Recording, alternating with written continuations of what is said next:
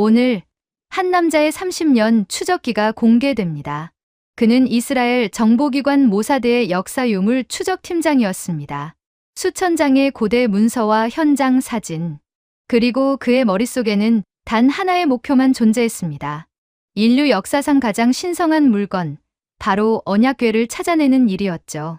그는 예루살렘 성전산의 지하를 수십 번 탐사했고 에티오피아 악숨까지 날아가 현지 조사를 이어갔습니다. 모든 정보와 증거는 한 방향을 가리키고 있었습니다. 그는 확신했습니다. 답은 서쪽이거나 남쪽에 있다고요. 하지만 어느 날 동료 학자가 보낸 사진 한 장이 그의 30년 확신을 완전히 뒤흔들었습니다. 그 사진은 8,000km 떨어진 한반도에서 찍힌 것이었습니다. 운반 방식, 구조, 그리고 꼭대기에 새겨진 그것. 서로 마주보며 날개를 펼친 두 존재였습니다. 그가 단 한 번도 주목하지 않았던 동쪽 끝. 그곳엔 도대체 무엇이 남아 있었던 걸까요? 잠깐 1초만 투자해서 좋아요와 구독 눌러주시면 영상 제작에 많은 도움이 돼요.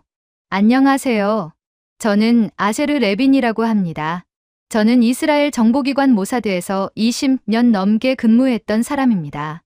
제 직책은 역사유물 추적팀장이었습니다. 들어보셨나요? 모사드라고 하면 보통 스파이나 공작을 떠올리시겠지만 저희 부서는 조금 달랐습니다. 저희는 잃어버린 유물들을 찾아내는 일을 했습니다. 특히 유대 민족의 정체성과 관련된 성물들 말이죠. 그 중에서도 제가 30년 가까이 매달렸던 단 하나의 임무가 있었습니다. 바로 언약궤를 찾는 일이었습니다. 언약궤요. 성경을 읽어보신 분이라면 아실 겁니다. 출애굽기 25장에 나오는 그 성물 말입니다. 하나님께서 모세에게 직접 설계도를 주셨다고 전해지는 금으로 만든 상자였습니다. 그 안에는 십계명이 새겨진 돌판 2개와 만나 항아리, 그리고 아론의 지팡이가 들어 있었다고 하죠. 이스라엘 민족에게 언약궤는 단순한 종교 유물이 아니었습니다. 그건 하나님의 임재 그 자체였습니다. 전쟁터에 나갈 때도 언약궤를 앞세웠고 예루살렘 성전의 지성소에 모셔졌던 가장 신성한 물건이었습니다. 그런데 이 언약궤가 어느 순간 역사에서 사라졌습니다. 기원전 586년 바빌론의 느부갓네살 왕이 예루살렘을 침공했을 때였습니다. 솔로몬이 지은 성전이 완전히 파괴되었고 그때 언약궤도 함께 사라졌습니다. 그 이후로 2600년이 넘는 시간 동안 아무도 언약궤의 행방을 알지 못했습니다. 성경의 역대하나 열왕기에도 그 이후의 기록이 없습니다. 그냥 증발해버린 겁니다. 저는 이 미스터리를 풀기 위해 제 인생의 3분의 1을 바쳤습니다. 처음 이 임무를 맡았을 때 저는 36살이었습니다. 지금은 65살이 되었으니 거의 30년을 이 일에만 매달린 셈이죠. 제 책상 위에는 수천 장의 문서와 보고서가 쌓여 있었습니다. 고대 히브리어로 된 랍비 문헌들, 에티오피아 정교회의 비밀 기록들, 십자군 시대의 템플 기사단 문서들, 심지어 나치 친위대가 작성한 유물 약탈 보고서까지 모든 것을 뒤졌습니다. 제가 정보 분석을 하면서 가장 중요하게 여긴 원칙이 하나 있었습니다. 바로 기록보다 물증을 믿는다는 것이었습니다. 전설이나 신화는 시간이 지나면서 왜곡되기 마련입니다. 하지만 물리적 증거는 거짓말을 하지 않습니다. 그래서 저는 언약궤와 관련된 모든 전승을 철저하게 검증했습니다. 예루살렘 성전산 지하에 숨겨졌다는 설, 사해 근처 동굴에 묻혔다는 설, 요르단 강 건너편으로 옮겨졌다는 설 등 수십 가지 이론들이 있었지만 대부분은 근거가 약했습니다. 그러던 중 제 눈에 들어온 것이 에티오피아 설이었습니다. 에티오피아 정교회는 지금도 자신들이 진짜 언약궤를 보관하고 있다고 주장합니다. 에티오피아 북부 악숨이라는 도시에 있는 시온 성모 마리아 성당 말입니다. 이 성당의 특별한 방에 언약궤가 보관되어 있으며 단 한 명의 수호자만이 평생 그것을 지킨다고 합니다. 그 수호자는 일생 동안 성당 밖으로 나오지 못하고 죽을 때까지 언약궤를 돌본다고 하죠. 처음에는 저도 이 이야기를 그냥 민간 신앙 정도로 여겼습니다. 하지만 자료를 파고들수록 이 전승에는 상당히 구체적인 역사적 배경이 있다는 걸 알게 되었습니다. 구약 성경의 열왕기상 10장을 보면 시바의 여왕이 솔로몬 왕을 만나러 예루살렘에 왔다는 기록이 나옵니다. 에티오피아의 전승에 따르면 이 시바의 여왕이 바로 에티오피아의 여왕이었고 그녀가 솔로몬과의 사이에서 아들을 낳았다고 합니다. 그 아들이 바로 메넬리크 1세라는 인물입니다. 에티오피아의 역사서인 케브라 나가스트에는 이런 이야기가 나옵니다. 메넬리크 1세가 성인이 되어 아버지 솔로몬을 만나러 예루살렘에 갔고 그곳에서 교육을 받은 뒤 에티오피아로 돌아올 때 언약궤를 함께 가져왔다는 겁니다. 일부 기록에는 솔로몬이 직접 허락했다고도 하고 또 다른 기록에는 메넬리크의 수행원들이 몰래 가져왔다고도 합니다. 어쨌든 기원전 950년경 바빌론이 예루살렘을 공격하기 600년도 더 전에 언약궤가 에티오피아로 옮겨졌다는 이야기였습니다. 저는 이 설이 가장 설득력이 있다고 판단했습니다. 왜냐하면 시간상으로 딱 들어맞았기 때문입니다. 만약 바빌론 침공 당시에 언약궤가 성전에 그대로 있었다면 분명히 약탈되거나 파괴되었을 겁니다. 바빌론 군대는 성전의 금은 기물을 모조리 가져갔으니까요. 그런데 바빌론의 전리품 목록 어디에도 언약궤는 나오지 않습니다. 이건 침공 이전에 이미 언약궤가 다른 곳으로 옮겨졌다는 뜻일 수 있었습니다. 게다가 에티오피아 유대인 공동체인 베타 이스라엘의 존재도 무시할 수 없었습니다. 이들은 자신들이 고대 이스라엘 지파의 후손이라고 주장했고 실제로 히브리 전통을 지키며 살아왔습니다. 20세기 후반 이스라엘 정부가 이들을 공식적으로 유대인으로 인정하고 본국으로 데려오는 작전을 펼쳤을 정도입니다. 오퍼레이션 모세, 오퍼레이션 솔로몬이라고 불린 그 작전들 말입니다. 만약 고대에 정말로 이스라엘 사람들이 언약궤를 가지고 에티오피아로 갔다면 그들의 후손이 그곳에 남아있을 가능성은 충분했습니다. 저는 에티오피아 현지 조사를 여러 차례 진행했습니다. 물론 악숨의 시온 성당 안으로 직접 들어갈 수는 없었습니다.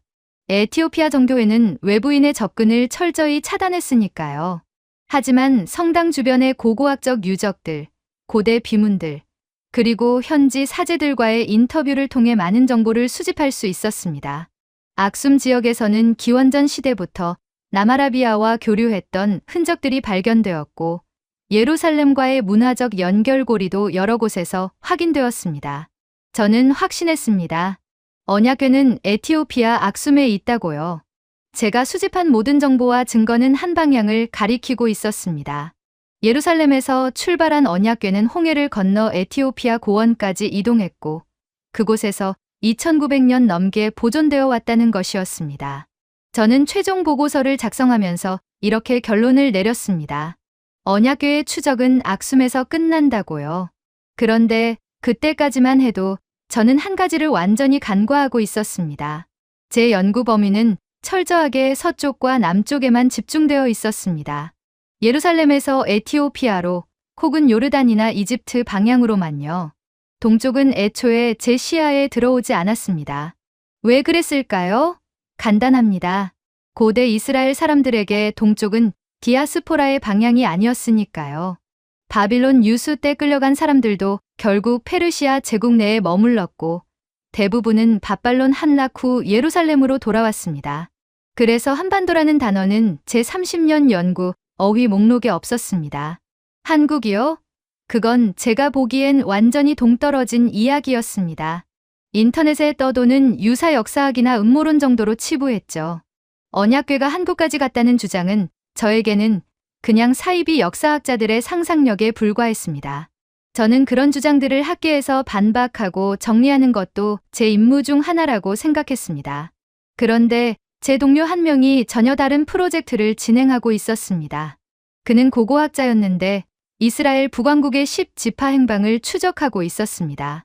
기원전 722년 아시리아가 북왕국을 멸망시켰을 때 10개 지파가 뿔뿔이 흩어졌다는 그 이야기 말입니다.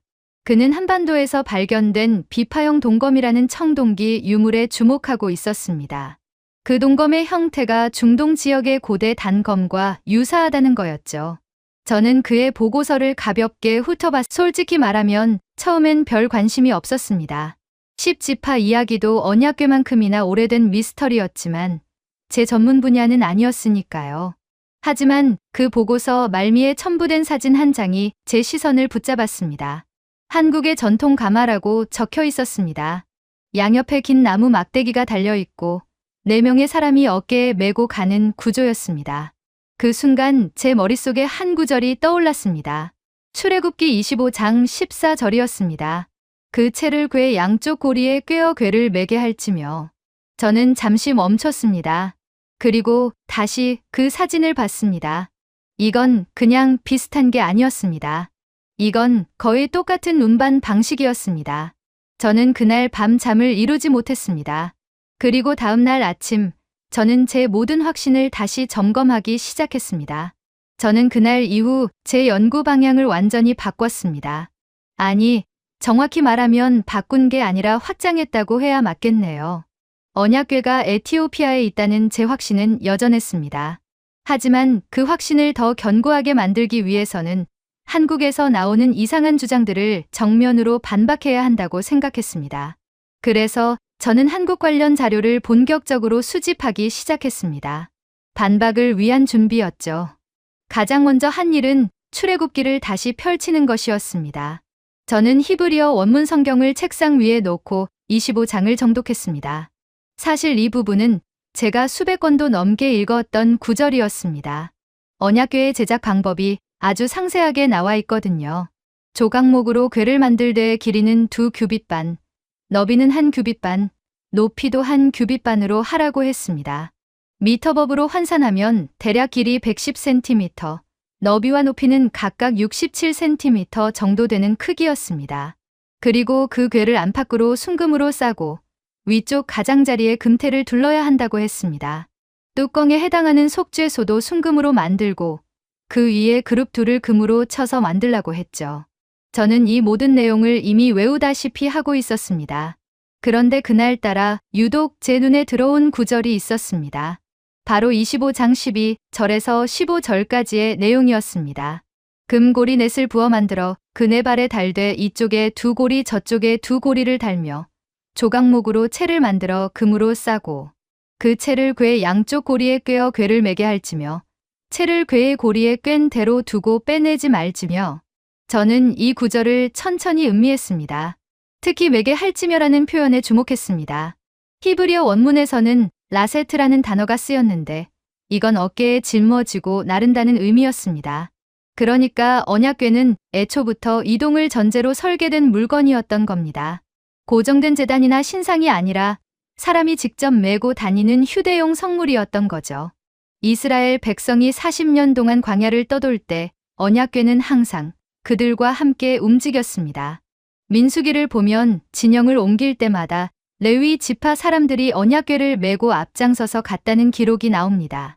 여호수아가 요르단 강을 건널 때도 여리고 성을 돌 때도 제사장들이 언약궤를 어깨에 메고 다녔습니다. 저는 문득 깨달았습니다. 제가 30년 동안 찾아 헤맨 건 언약궤라는 물건 자체였지 그 물건의 본질적 기능에 대해서는 깊이 생각해 본 적이 없었다는 거요. 언약궤는 단순히 십계명을 보관하는 상자가 아니었습니다. 그건 하나님의 임재를 담아서 이동시키는 운반 도구였던 겁니다. 그렇기 때문에 채를 빼내지 말라는 명령이 있었던 거죠. 언제든지 메고 이동할 수 있도록 항상 준비된 상태를 유지하라는 의미였습니다. 이 관점에서 보니까 언약궤의 디자인이 완전히 다르게 보이기 시작했습니다. 내 모서리의 고리, 그 고리에 꿰는 2개의 긴 채, 그리고 그 채를 어깨에 매는 방식. 이건 단순한 장식이 아니라 정교한 운반 시스템이었습니다. 게다가 성경은 이 채를 절대 빼내지 말라고 명령했습니다. 열왕기상 8장을 보면 솔로몬이 성전을 봉헌할 때 언약궤를 지성소에 안치했는데 그때도 채는 그대로 꿰어져 있었다고 합니다. 성전이라는 고정된 장소에 모셔진 후에도 언약궤는 여전히 이동 가능한 형태를 유지하고 있었던 겁니다. 저는 이 운반 방식을 다른 고대 문명과 비교해보기 시작했습니다.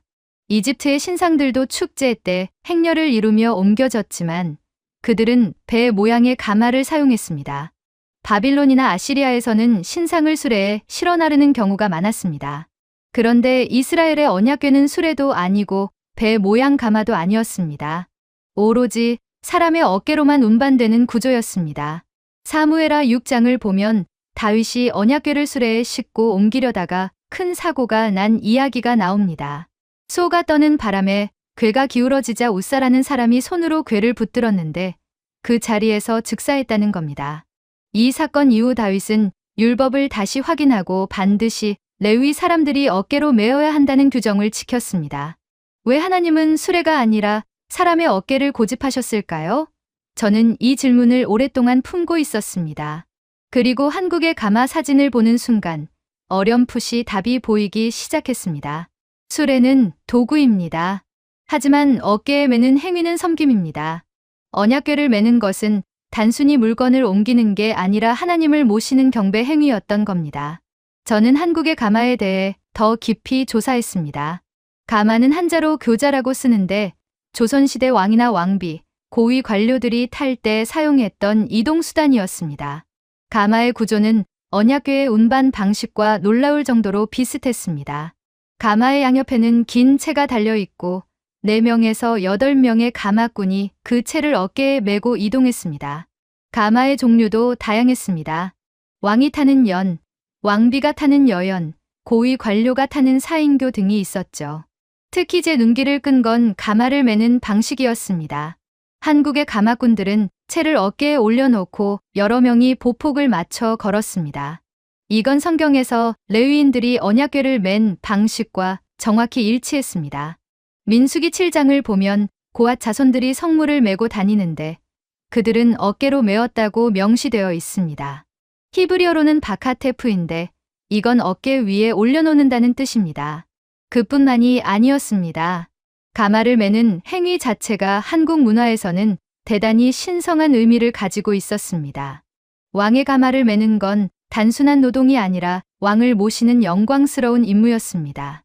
가마꾼들은 특별히 선발되었고 엄격한 규율 속에서 훈련받았습니다. 가마를 맬 때는 함부로 말을 해서도 안 되고 흔들림 없이 부드럽게 움직여야 했습니다. 이것도 레위인들이 언약궤를 다룰 때의 엄격한 규정과 놀랍도록 비슷했습니다. 저는 더 많은 자료를 찾아봤습니다. 조선 왕조실록에는 왕의 행차에 관한 기록이 무척 많았습니다. 왕이 종묘에 제사를 지내러 갈 때 혹은 능에 참배하러 갈 때 반드시 가마를 이용했습니다. 그리고 그 가마 행렬은 엄청난 규모였습니다. 수백 명의 호위 병력과 악대, 그리고 각종 의장대가 함께 움직였죠. 이건 이스라엘 백성이 언약궤를 메고 이동할 때의 장면과 흡사했습니다. 여호수아 3장을 보면 언약궤가 이동할 때 백성들은 궤와 2000 규빗 정도 거리를 두고 따라갔다고 합니다. 미터로 환산하면 약 900미터 정도 되는 거리입니다. 한국의 왕실 행차도 비슷한 위계 질서를 유지했습니다. 왕의 가마 앞뒤로 일정한 거리를 두고 신하들과 백성들이 따랐습니다. 가마에 가까이 다가가는 것은 엄격히 금지되었죠. 이건 우연이라고 하기엔 너무나 구체적인 일치점이었습니다. 8000km나 떨어진 두 문화가 신성한 존재를 모시고 이동하는 방식에서 이렇게까지 동일한 원칙을 공유하고 있다는 게 저는 점점 더 불편해지기 시작했습니다. 그런데 여기서 한 가지 결정적인 차이가 있었습니다. 이스라엘의 언약궤는 사람이 타는 게 아니라 하나님의 임재를 상징하는 물건을 담은 궤였습니다. 반면 한국의 가마는 실제로 사람이 타는 교통수단이었죠. 저는 이 차이점을 근거로 반박 논리를 세우려고 했습니다. 보세요. 용도가 완전히 다르지 않습니까? 하나는 성물을 담는 상자고 하나는 사람을 태우는 의자입니다. 겉모습만 비슷할 뿐 본질은 전혀 다른 거라고요. 하지만 제 동료가 보내온 또 다른 자료가 이 논리를 흔들어 놓았습니다. 그는 한국의 제례 문화에 대한 논문을 첨부해서 보냈는데 거기에는 종묘제례라는 의식이 소개되어 있었습니다. 종묘는 조선 왕조의 역대 왕과 왕비의 신위를 모신 사당입니다. 그리고 종묘제례는 그 신이들에게 제사를 올리는 국가 최고 수준의 의식이었습니다. 이 제례가 진행될 때 신이를 모신 위패를 옮기는 과정이 있었는데 그때 사용하는 도구가 바로 시녀라는 거였습니다. 시녀는 신의 가마라는 뜻입니다. 겉모습은 일반 가마와 비슷하지만 사람이 타는 게 아니라 신이를 모시는 용도였습니다. 그러니까 한국에도 사람이 아닌 신성한 존재를 모시고 이동하는 전용 운반 도구가 있었던 겁니다. 저는 시녀 사진을 찾아봤습니다. 양옆에 긴 채가 달려있고 여러 명이 어깨에 메고 나르는 구조였습니다. 그리고 그 안에는 위패나 신의를 모셨습니다. 이건 저를 당혹스럽게 만들었습니다.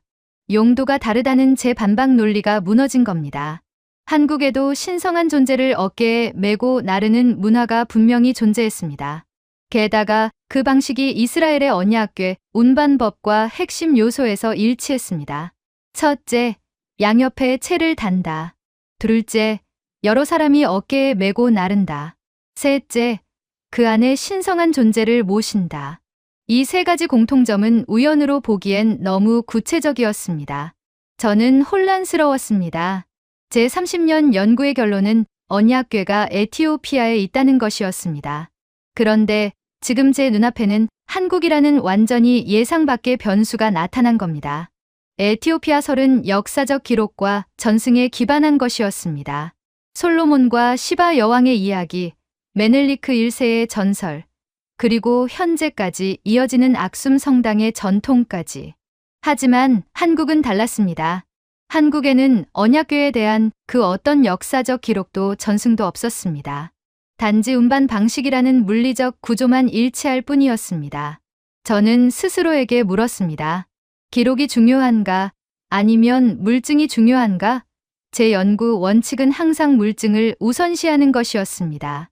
그런데 지금 제 앞에 놓인 물증은 제 확신과 정면으로 충돌하고 있었습니다. 저는 밤새도록 고민했습니다. 그리고 다음 날 저는 한 가지 결정을 내렸습니다. 좀 더 깊이 파고들어 보자고요. 운반 방식의 유사성만으로는 부족했습니다. 만약 정말로 연결고리가 있다면 운반 구조 말고도 다른 공통점이 더 있어야 했습니다. 그래서 저는 언약궤의 다른 특징들을 하나하나 점검하기 시작했습니다. 크기, 재질, 장식, 그리고 가장 중요한 요소인 속죄소 위의 두 그룹. 바로 이 마지막 요소가 제 모든 세계관을 뒤흔들어 놓을 줄은 그때 몰랐습니다. 저는 출애굽기 25장 18절부터 22절까지를 다시 펼쳤습니다. 이 부분은 언약궤에서 가장 신성한 부분인 속죄소에 대한 설명이었습니다. 속죄소는 언약궤의 뚜껑인 동시에 하나님께서 임재하시는 자리였습니다. 레위기 16장을 보면 대제사장이 1년에 단 한 번, 속죄일에만 이 속죄소 앞에 나아가 백성의 죄를 위해 피를 뿌릴 수 있었다고 합니다. 그만큼 거룩하고 두려운 장소였던 겁니다. 성경은 이 속죄소 위에 반드시 두 그룹을 만들라고 명령했습니다. 금으로 그룹 둘을 속죄소 양쪽에 쳐서 만들되 그룹들은 그 날개를 높이 펴서 그 날개로 속죄소를 덮으며 그 얼굴을 서로 대하여 속죄소를 향하게 하라고 했습니다. 저는 이 구절을 수도 없이 읽었지만 그날따라 유독 그 얼굴을 서로 대하여라는 표현이 마음에 걸렸습니다. 히브리어 원문을 확인해 보니 이쉬 엘 아이브라고 되어 있었는데 이건 한 사람이 다른 사람을 향하여, 즉 서로 마주보는 자세를 의미했습니다. 그룹은 히브리어로 크루빔이라고 하는데 성경에서 하나님의 보좌를 지키는 천사적 존재로 묘사됩니다. 에스겔서 10장을 보면 그룹에 대한 더 자세한 묘사가 나오는데 4개의 얼굴과 4개의 날개를 가진 존재로 그려집니다. 하지만 언약궤 위의 그룹은 좀 더 단순하게 표현되었을 것으로 학계에서는 추정합니다. 날개를 펼친 인간형 천사의 모습이거나 혹은 날개 달린 사자나 독수리 같은 형태였을 거라고 보는 거죠. 중요한 건 이 두 그룹이 단순한 장식이 아니었다는 점입니다. 출애굽기 25장 22절을 보면 하나님께서 내가 거기서 너와 만나고 속죄소 위 곧 증거궤 위에 있는 두 그룹 사이에서 내가 이스라엘 자손을 위하여 내게 명령할 모든 일을 내게 이르리라고 말씀하십니다. 즉, 두 그룹 사이의 공간이 바로 하나님께서 임재하시는 장소였던 겁니다. 그래서 성경은 여러 곳에서 하나님을 그룹들 사이에 계신 분이라고 부릅니다. 저는 언약궤를 재현한 수많은 사파와 모형들을 검토해왔습니다. 대부분의 재현물에서 두 그룹은 무릎을 꿇은 자세로 날개를 높이 펼치고 있고 그 얼굴은 서로를 향해 있으면서도 동시에 아래쪽 속죄소를 내려다보는 형태였습니다. 이건 경배와 보호의 자세였습니다. 두 존재가 날개로 신성한 공간을 감싸면서 서로 마주보며 그 중심을 지키는 구도였던 거죠. 저는 이 이미지를 머릿속에 선명하게 그리고 있었습니다. 30년 동안 수도 없이 본 그림이었으니까요. 그런데 제가 한국 자료를 뒤지다가 상여라는 단어를 발견했을 때 처음에는 그게 뭔지도 몰랐습니다. 상여는 한자로 상유라고 쓰는데 죽은 사람을 묘지까지 운반하는 전통 장례 도구였습니다. 장례용 가마라고 보면 됩니다. 저는 처음에 이걸 그냥 넘어가려고 했습니다. 장례 도구가 언약궤와 무슨 상관이 있겠습니까? 하지만 호기심에 상여 이미지를 검색해봤습니다. 그리고 그 순간 저는 제 눈을 의심했습니다. 화면에 나타난 상여의 모습은 제가 상상했던 것과 완전히 달랐습니다. 상여는 단순한 들것이 아니었습니다. 그건 정교하게 조각되고 장식된 하나의 예술작품이었습니다. 그리고 가장 충격적이었던 건 상여 지붕 위에 올려진 장식물이었습니다. 거기에는 두 마리의 새가 조각되어 있었습니다. 저는 화면을 확대했습니다. 그 두 마리 새는 봉황이었습니다. 한국 전통 문양에서 봉황은 상서로운 영물로 여겨지는 상상 속의 새입니다. 중국 문화권에서도 봉황은 황제를 상징하는 용과 함께 최고의 권위를 나타내는 존재였죠. 그런데 놀라운 건 그 형태가 아니라 배치였습니다. 두 마리의 봉황은 상여 지붕 위에서 서로 마주 보고 있었습니다. 그리고 그들의 날개는 활짝 펼쳐져 있었습니다. 저는 손이 떨리기 시작했습니다. 더 많은 이미지를 찾아봤습니다. 상여는 지역마다 형태가 조금씩 달랐지만 공통적인 특징이 있었습니다. 지붕 위에는 거의 대부분 두 마리의 새 장식이 있었고 그 새들은 용이나 봉황 혹은 학 같은 신성한 존재들이었습니다. 그리고 놀랍게도 그들은 거의 예외 없이 서로 마주보는 자세를 취하고 있었습니다. 저는 출애굽기 25장을 다시 펼쳤습니다. 그 얼굴을 서로 대하여 그리고 상여 사진을 다시 봤습니다. 서로 마주보는 두 마리의 봉황. 이건 우연일 수가 없었습니다. 위치도 똑같았습니다. 언약궤의 두 그룹은 속죄소 위, 즉 궤의 뚜껑 위에 있었습니다. 상여의 두 봉황도 관을 덮는 지붕 위에 있었습니다. 둘 다 최상단에 배치되어 있었던 겁니다. 저는 더 깊이 파고들었습니다. 상여의 구조를 분석해보니 놀라운 사실들이 계속 드러났습니다. 상여는 크게 세 부분으로 구성되어 있었습니다. 맨 아래는 관을 올려놓는 평상 부분, 중간은 지붕과 기둥으로 이루어진 집 모양의 구조물, 그리고 맨 위는 두 봉황 장식이었습니다. 그리고 이 전체 구조물 양옆에는 긴 채가 달려 있어서 여러 명이 어깨에 메고 나를 수 있게 되어 있었습니다. 언약궤도 비슷한 3층 구조로 볼 수 있었습니다. 맨 아래는 10계명 돌판을 담은 궤의 본체, 중간은 금으로 싼 뚜껑인 속죄소, 그리고 맨 위는 두 그룹이었습니다. 그리고 양옆에는 채를 꿰 수 있는 고리가 달려 있었죠. 구조적 유사성이 너무나 명확했습니다. 저는 이걸 어떻게 받아들여야 할지 혼란스러웠습니다. 더 충격적인 건 상여가 사용되는 맥락이었습니다. 상여는 단순히 시신을 옮기는 도구가 아니었습니다. 한국 전통 사회에서 죽음은 이승에서 저승으로 넘어가는 신성한 통과 의례였습니다. 그래서 상여 행렬은 매우 엄숙하고 장엄한 의식이었습니다. 상여를 매는 사람들을 상두꾼이라고 불렀는데 그들은 상여소리라는 독특한 노래를 부르며 발걸음을 맞췄습니다. 이 노래에는 죽은 이의 넋을 위로하고 저승길을 축원하는 내용이 담겨 있었습니다. 저는 문득 레위인들이 언약궤를 맬 때의 모습을 떠올렸습니다. 그들도 특별한 노래를 불렀습니다. 시편 중에는 성전에 올라갈 때 부르는 노래들이 있는데 이걸 성전 올라가는 노래 또는 순례자의 노래라고 부릅니다. 시편 120편부터 134편까지가 여기에 해당합니다. 이스라엘 백성들은 언약궤를 모시고 이동할 때 이런 시편들을 불렀을 가능성이 큽니다. 역대상 15장을 보면 다윗이 언약궤를 예루살렘으로 옮길 때 레위 사람들에게 노래하며 큰 소리로 즐거이 외치라고 명령한 기록이 나옵니다. 노래를 부르며 신성한 것을 메고 나른다. 이 공통점도 우연이라고 하기엔 너무 구체적이었습니다. 저는 점점 더 깊은 혼란에 빠져들었습니다. 제 30년 연구는 에티오피아를 가리키고 있었습니다. 그런데 한국에서 발견되는 이 일치점들은 도대체 뭘 의미하는 겁니까? 저는 밤새 잠을 이루지 못했습니다. 며칠 후 저는 한국의 재래 문화를 더 조사하다가 또 하나의 충격적인 사실을 발견했습니다. 종묘제례악이라는 음악이었습니다. 이건 조선시대 왕실에서 조상 신유에게 제사를 지낼 때 연주하던 음악이었는데 유네스코 인류무형 문화유산으로 등재되어 있을 정도로 역사적 가치를 인정받고 있었습니다. 그런데 이 제례악이 연주될 때의 장면을 보고 저는 또 한 번 놀랐습니다.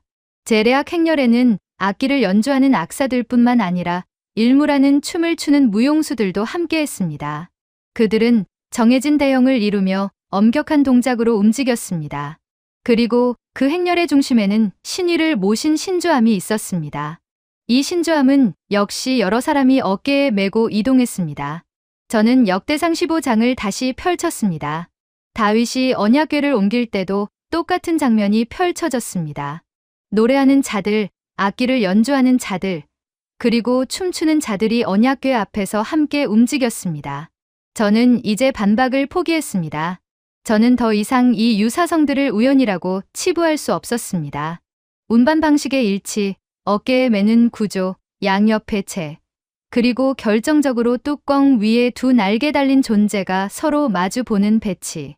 이 모든 게 한두 가지도 아니고 6가지나 일치했습니다. 확률적으로 이건 우연의 범주를 완전히 벗어난 것이었습니다. 저는 제 동료에게 전화를 걸었습니다. 십지파를 연구하던 그 고고학자 말입니다. 저는 그에게 물었습니다. 북왕국이 멸망했을 때 제사장들은 어떻게 됐습니까? 그는 잠시 침묵하더니 대답했습니다. 기록이 명확하지 않지만 일부는 남왕국 유다로 피신했고 일부는 동쪽으로 흩어진 것으로 추정된다고요. 저는 다시 물었습니다.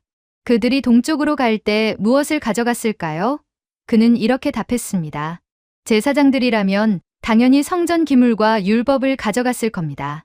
그리고 가장 중요한 건 기억이었겠죠. 제사 의식을 드리는 방법, 성물을 다루는 방법 같은 것들 말입니다. 그 순간 제 머릿속에서 퍼즐 조각들이 맞춰지기 시작했습니다. 언약궤 자체는 바빌론 침공 때 사라졌을 겁니다. 그건 맞습니다. 하지만 그 훨씬 전에 북왕국이 멸망할 때 제사장들은 동쪽으로 도망쳤습니다. 그들은 물건을 가져갈 수 없었을지 몰라도 기억은 가져갔습니다. 언약궤를 매는 방법, 두 그룹의 배치, 신성한 것을 모시는 방식. 이 모든 기억을 가지고 그들은 수천 킬로미터를 이동했습니다. 그리고 그 기억은 한반도 어딘가에서 새로운 형태로 다시 태어났습니다. 왕을 모시는 가마로, 신위를 운반하는 시녀로, 그리고 죽은 이를 저승으로 보내는 상여로. 형태는 달라졌지만 핵심 디자인 DNA는 그대로 보존되었습니다. 신성한 존재를 양옆채로 어깨에 메고 그 위에 두 날개 달린 존재를 마주 보게 배치하는 것. 이건 단순한 문화적 유사성이 아니었습니다. 이건 기억의 전승이었습니다. 저는 모니터 앞에서 한참을 멍하니 앉아 있었습니다. 제 30년 연구가 무너지는 게 아니었습니다. 오히려 확장되고 있었습니다. 언약궤는 에티오피아에도 있을 수 있고 예루살렘 지하에도 있을 수 있습니다. 하지만 언약궤의 기억은 한반도에 살아 있었습니다. 그것도 2700년 넘게 끊어지지 않고 전해져 내려오고 있었던 겁니다. 저는 책상 서랍에서 오래된 사진 한 장을 꺼냈습니다. 제가 30대 때 에티오피아 악숨에서 찍은 사진이었습니다. 시온 성당 앞에서 찍은 그 사진을 보며 저는 중얼거렸습니다. 저는 당신을 찾으려고 서쪽만 봤습니다. 남쪽만 파헤쳤습니다.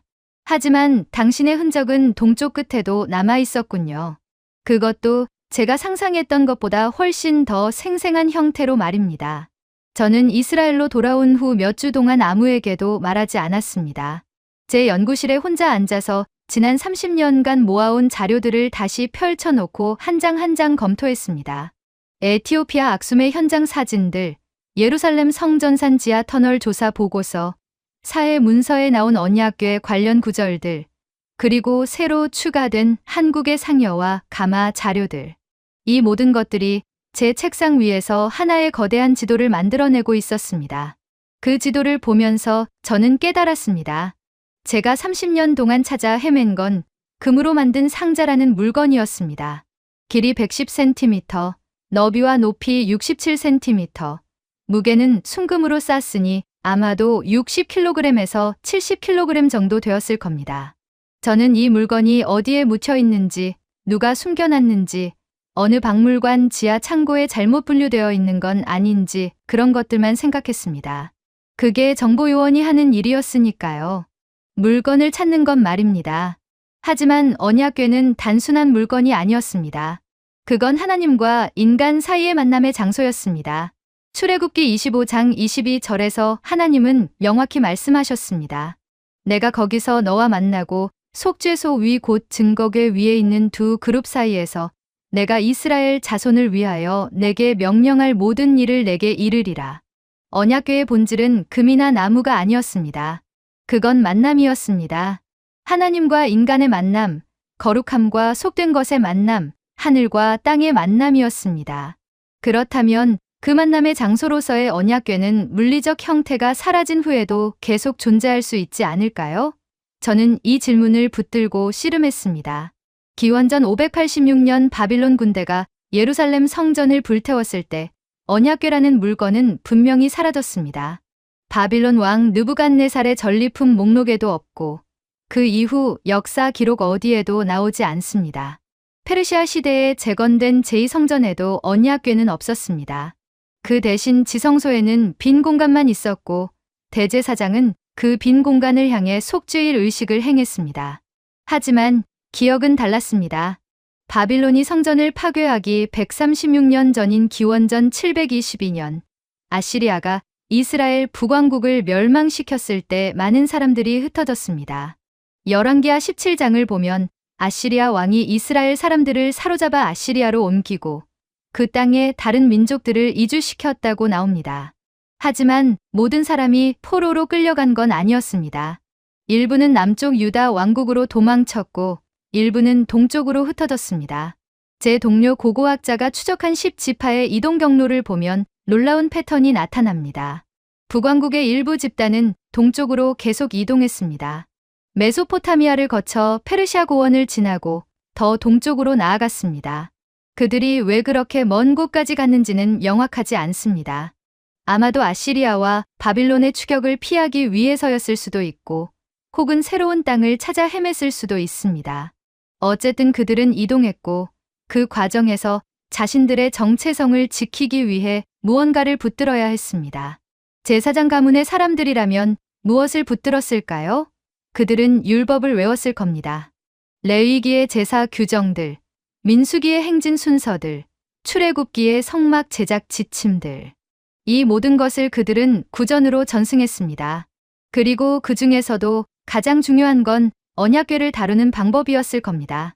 비록 실물 언약궤는 예루살렘 성전에 있었지만 그 취급 방법은 그들의 DNA에 새겨져 있었. 양옆에 채를 꿰고 어깨에 메고 함부로 손대지 말고 그룹들이 속죄소를 지키게 하라. 이 원칙들은 단순한 기술 매뉴얼이 아니었습니다. 이건 신앙의 핵심이었습니다. 거룩한 것을 거룩하게 다루는 법, 신성한 것을 신성하게 모시는 법. 이 기억들이 동쪽으로 이동한 사람들과 함께 갔다면 어떻게 되었을까요? 저는 한국의 상여를 다시 들여다봤습니다. 이번에는 물건이 아니라 기억으로 보려고 노력했습니다. 상여는 조선시대에 만들어진 물건이 아니었습니다. 그 원형은 훨씬 더 오래전으로 거슬러 올라갑니다. 삼국시대 고분 벽화에도 비슷한 형태의 운구 도구가 그려져 있습니다. 그리고 그보다 더 이전 시대의 기록들을 보면 신성한 것을 메고 나르는 문화가 한반도에 일찍부터 존재했다는 흔적들이 나타납니다. 만약 기원전 700년경에 중동에서 출발한 사람들이 수백 년에 걸쳐 동쪽으로 이동했다면 그들은 기원전 400년에서 300년경에는 중앙아시아를 거쳐 동북아시아에 도달할 수 있었을 겁니다. 그리고 그들이 가진 기억, 즉 신성한 것을 어깨에 메고 나르며 두 날개 달린 존재로 보호한다는 개념이 현지 문화와 융합되었다면 어떻게 되었을까요? 한반도의 토착 문화에는 이미 샤머니즘적 전통이 있었습니다. 새를 신성한 존재로 여기는 관념, 하늘과 땅을 연결하는 매개자로서의 새에 대한 믿음.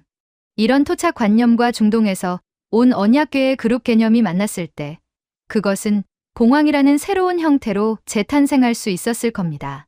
두 그룹은 두 봉황이 되었고 속죄소는 상여의 지붕이 되었으며 어깨에 매는 채는 그대로 보존되었습니다. 이건 단순한 문화 전파가 아니었습니다. 이건 기억의 변형이었습니다. 본질은 유지하되 형태는 현지화되는 것. 그래서 한국 사람들은 언약궤라는 단어를 몰랐지만 언약궤의 핵심 원리는 알고 있었던 겁니다. 신성한 존재는 함부로 다루면 안 되고 반드시 정해진 방식으로 모셔야 하며 그 위에는 날개 달린 보호자들이 있어야 한다는 것 말입니다. 저는 종묘제례 영상을 다시 봤습니다. 신주함을 메고 가는 사람들의 엄숙한 표정, 정확하게 맞춰진 발걸음, 그리고 그 주변을 감싸는 음악과 춤. 이 모든 것이 레위기 9장에 나오는 제사 규정들과 겹쳐 보였습니다. 물론 외형은 완전히 달랐습니다. 한국의 제례는 유교적 형식을 따르고 있었고 사용하는 악기도 음악도 히브리 전통과는 전혀 달랐습니다. 하지만 그 이면에 흐르는 정신만큼은 놀라울 정도로 비슷했습니다. 제사를 지낼 때는 반드시 정결해야 하고 정해진 순서를 따라야 하며 함부로 해서는 안 된다. 신위 앞에서는 경건해야 하고 음악과 춤으로 정성을 표현하며 신성한 공간과 속된 공간을 명확히 구분해야 한다. 이 모든 원칙들이 레위기와 민수기에 나오는 성막 제사 규정과 일치했습니다. 2700년의 시간과 8000km의 거리를 넘어서 같은 정신이 살아 숨 쉬고 있었던 겁니다. 저는 마침내 이해했습니다. 언약궤를 찾는다는 건 금상자를 찾는 게 아니었습니다. 그건 기억을 찾는 일이었습니다. 하나님을 어떻게 만나야 하는지, 거룩함을 어떻게 다뤄야 하는지, 신성한 것을 어떻게 보존해야 하는지에 대한 기억 말입니다.